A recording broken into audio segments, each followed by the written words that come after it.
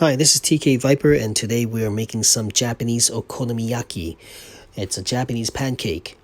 So you can buy a bag of this flour from the supermarket, specific okonomiyaki flour.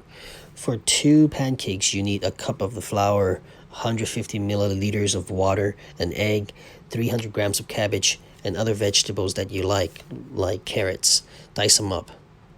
So mix the flour with the water to make a batter, and then throw in the egg and everything else inside. Mix it up very well. We'll fry it in the pan with some oil and cover it with a lid to make it kind of softer on the inside. So I like to fry the meats first. Today I'm using pork and squid. You can use anything you like.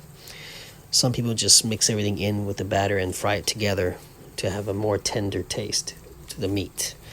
So here's the batter. It's the last one. It's not going to be as good as the ones I made before, but I'll try my best. So we'll cover everything up with this batter and make sure everything is covered so that everything will stick together when the whole thing is done.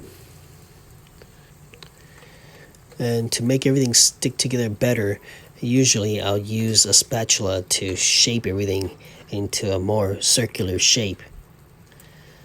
And this way it'll stay together nicely when I flip it over.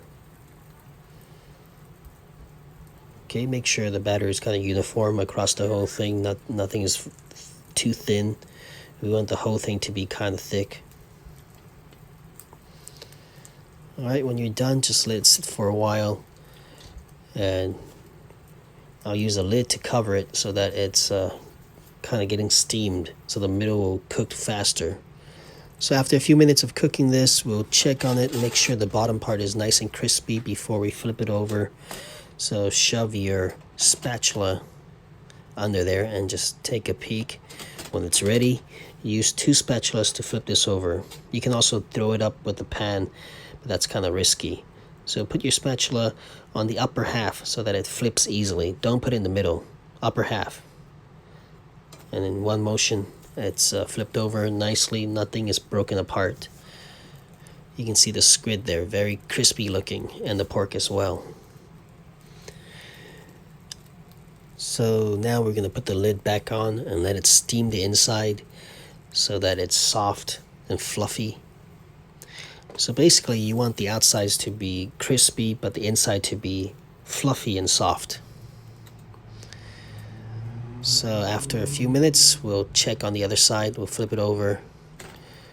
Notice now I can just use one spatula because after one side is kind of hard, it's not going to break apart.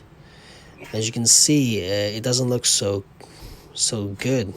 And that's because it is the last pancake that I'm making, so the batter has been sitting there for a while, kind of watery. So it's not going to turn out as nicely as the first pancake you're going to make from the mix. So now that we're done, we're going to transfer that onto a plate and then apply the 4 essential seasoning. The first is the okonomiyaki sauce.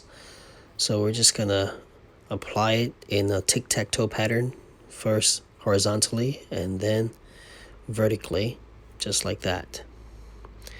It's sweet and salty at the same time, so depends on your taste. Apply as much as you need to. And for the mayonnaise, likewise, do the same pattern, but this time I'm just going to do it horizontally. You can add more if you want, but I think that's plenty. Third thing is fish flakes. So we're just going to sprinkle that on top. This is the most interesting part for most foreigners because usually you don't eat things that move, right? But fish flakes will move on the plate because the heat will make it curl up. So it looks like it's still alive, but it's just fish flakes. And the last thing is the aonori, which is seaweed powder. You're just going to sprinkle that on top. Gives it a nice flavor.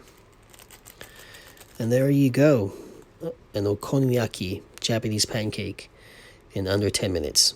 Alright, thanks for watching. Please like, share, subscribe, and visit me at tkviper.com. I will catch you next time.